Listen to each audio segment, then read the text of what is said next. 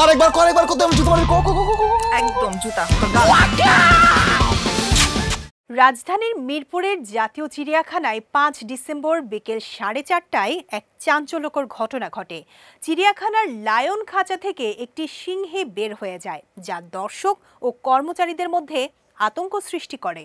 পরিস্থিতি নিয়ন্ত্রণে আনতে সন্ধ্যা ৬টায় ট্রানকুলাইজার গান ব্যবহার করা হয় এবং সন্ধ্যা ৭:১৫টায় সিংহীটি পুনরায় খাঁচায় ফিরিয়ে আনা হয়। ছোট্ট একটা পৃথিবী, ২ দিনের দুনিয়া, মানুষ মানুষকে ভালোবাসবে। ঘটনার পর সোশ্যাল মিডিয়ায় খবরটি ছড়িয়ে পড়ে। নেটিজেনরা সিংহের ছবি পোস্ট করে নানা প্রতিক্রিয়া জানিয়েছেন।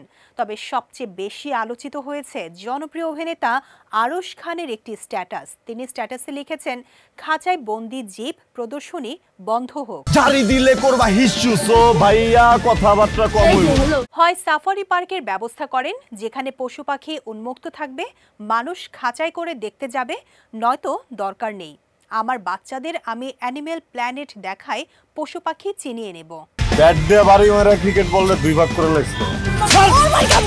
আরশের মন্তব্যকে কেন্দ্র করে আবারও উঠে এসেছে চিড়িয়াখানায় পশু পাখি বন্দি প্রদর্শনের নৈতিকতা নিয়ে প্রশ্ন। বিশেষজ্ঞরা বলেন, চিড়িয়াখানার খাঁচায় রাখা প্রাণীদের স্বাভাবিক জীবনযাত্রা ব্যাহত হয় এবং তাদের মানসিক ও শারীরিক স্বাস্থ্যের উপর নেতিবাচক প্রভাব ফেলে। এই ঘটনায় দর্শক ও প্রাণী প্রেমীদের মধ্যে চিড়িয়াখানা সংস্কারের দাবি তীব্র হয়ে উঠেছে।